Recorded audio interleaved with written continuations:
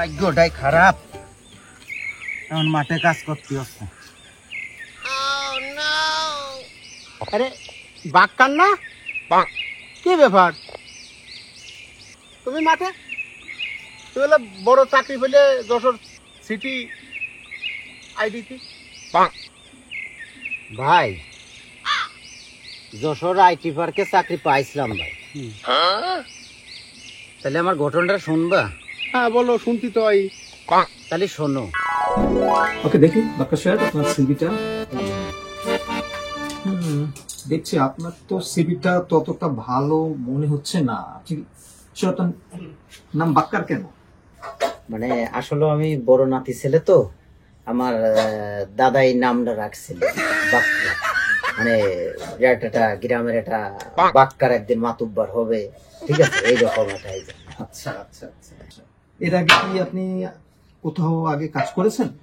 আমি এর আগে কাজ করেছি, মানে মাঠে ভাত নিয়ে গেছি প্রথম, তারপরে বাড়ি থেকে ছাগল দিত হাতে, মাঠে ছাগল নিয়ে যেতাম, তারপরে গরুগুলোও খাওয়াছি, ঘাস কাটেছি, এই আব্বাগের সাথে মনে করেন ঘুরে বেড়াইছি। এই কাজ করবেন আর আপনি আসছেন আমাদের এই আইটি প্রতিষ্ঠানে চাকরি করতে? এই আইটি প্রতিষ্ঠানের সাথে তো আপনি গরু ছাগলের কোনো যোগাযোগ নাই। আপনি এই অভিজ্ঞতা নিয়ে কিভাবে আইটি প্রতিষ্ঠানে কাজ করবেন? তারপরেও স্যার আমার বহুত ইচ্ছা যে এত একটা বিল্ডিং এ কাজ করা, বড় অফিসে কাজ করব, এইরকম একটা মনে খুব ইচ্ছা হয় যে মাঠে ঘাটে কাজ করি, একদিন বড় অফিসার হবো, এইরকম মনের উদ্দেশ্যে একটা চাকরির জন্য আইছি। ওকে বাক্কা সাহেব, ঠিক আছে, আজকে আপনি যান, আমি দেখি আপনার জন্য কিছু করা যায় কিনা। ঠিক আছে স্যার, বহুত দিনকের ইচ্ছা যে আসলে ওটা চাকরিটা যদি দিতেন স্যার, আপনি চেষ্টা করলে হইবেন স্যার, আসলে চাকরিটা দিতেন স্যার, খুব খুশি হতাম স্যার। বললাম তো, আমি দেখছি, আমার কাছে সিভিটা রাখছি, আমরা দেখি যদি কিছু উপযোগী হয়। আসলে আপনার সাথে তো আমাদের প্রতিষ্ঠানে যে কাজ করছেন যায় না, তারপরেও আমরা রেখে দিলাম সিভিটা, যদি যায় আমরা যদি কোনো ব্যবস্থা করতে পারি। ঠিক আছে? আচ্ছা ঠিক আছে। আচ্ছা আপনি আসেন। ওকে।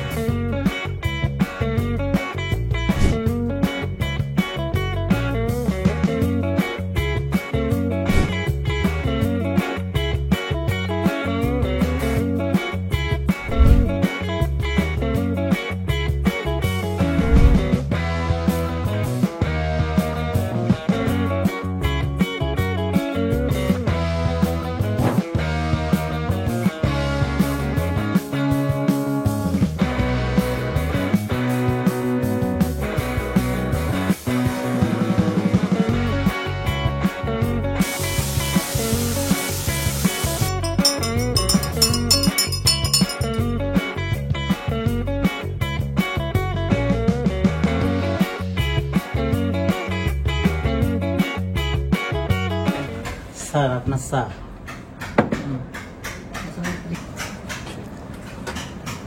স্যার আপনার চা। স্যার আপনি কি ব্যস্ত?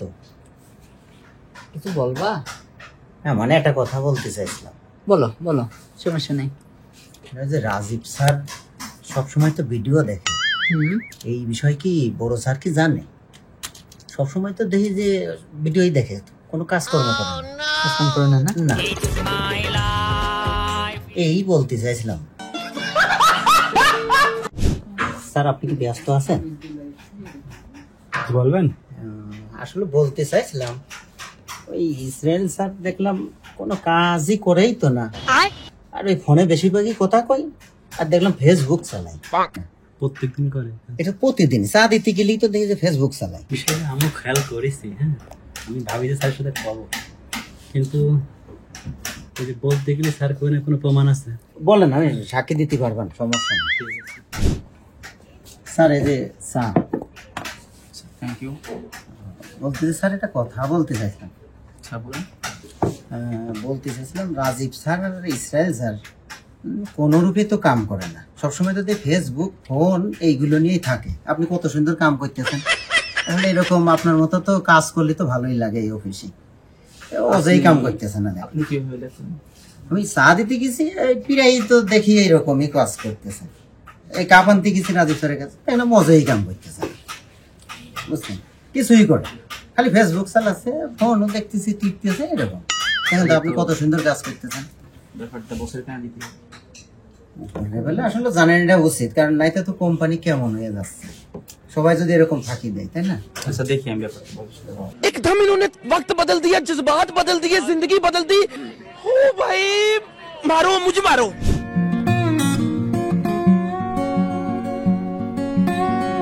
স্যার আসবো?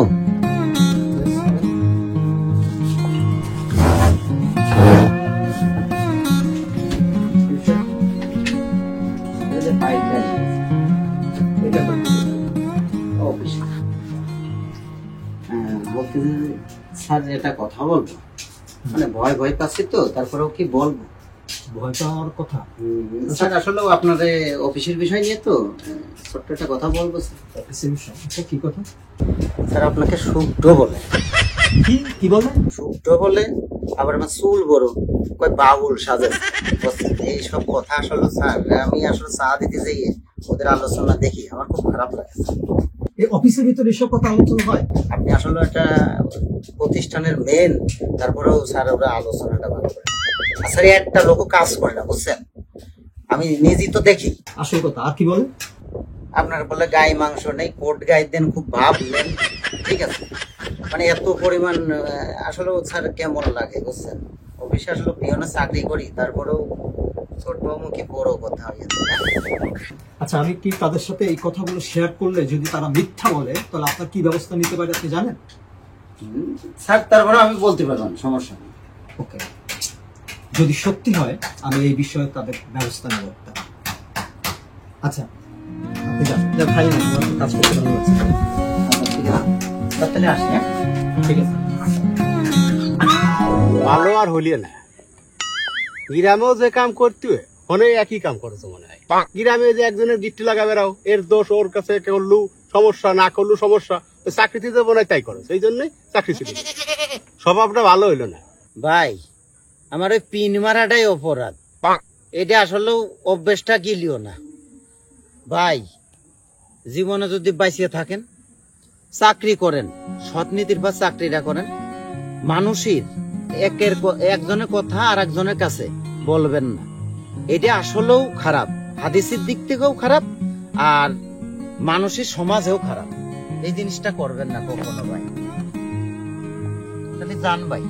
খালি বুঝতে পারছো নিজে এখন চাকরি দেওয়ার পর বুঝলে যে মানুষের পিছনে লাগলে কি ক্ষতি হয়।